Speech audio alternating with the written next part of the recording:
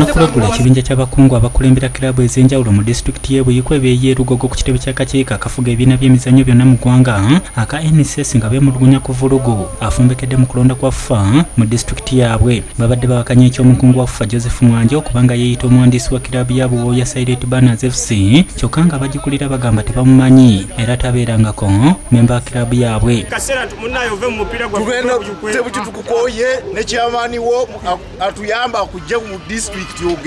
Embeera eno eremesezza okulonda okubadde kulina okubeerawo leero ku ssomero lya St. Kizito Primary School. Wabula kigambibwa okuba nti wabaddewo olukwe olubadde lukolebwa ku bbaala ya Pentagon mu kibuga Lugasi ng'era abakiwakanya bagenze butereevu mu kifo ekyo nga basanzewo Ssebukyuta Ebyasa akulira ebyemizannyo mu disitulikiti y'e Buikwe ne bamukwata amatayi nga bamulumiriza okugezaako okukola ku mpapula okuyisaamu abakungu abakyamu.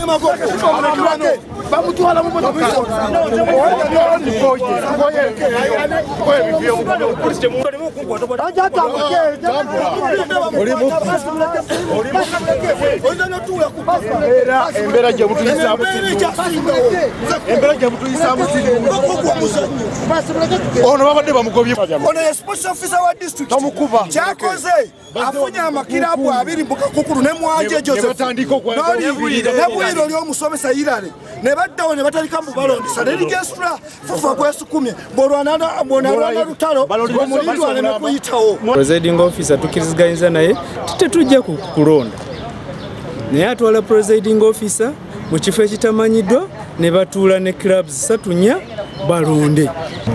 Tubadde benya mu nnyo okutuuka we tugenda olondera ng'amanya gaffe tegakomyewo nga bagamba Mwanje ayise mwana opposite. Embeera tebaddewo official wa kilabu ne bagaana okulonda n'ekiwandiiko twaki ne tukikola kakati balabye bagenze Mwanje ne Ssebukyuta ne Bwire ne bakwata presiding officer ne bamuleeta wano. Ssebukyuta Ebyasa atwaliddwa ku poliisi e Lugazi okola statement. Bano basinzidde ku poliisi ne baweranga bwe batagenda kukkiriza vulugu mu kulonda kwabwe okwa disitulikiti. Abantu wane Buikwe ffe tuli malumonde waffe ne tumusoggola tuweteeke mu mupiira kati ng'ojja eri amalala ng'ojja otuzannyisa omanye olulimbi olw'emitwalo 10 bwe lufaanana lwennima ssente nteeke mu mupiira nga gw'ojja eri ng'oleeta katemba olidde kipusizo ng'oleeta n'omuzannyo. Mwanje eyo topiki nfu ya Mwanje.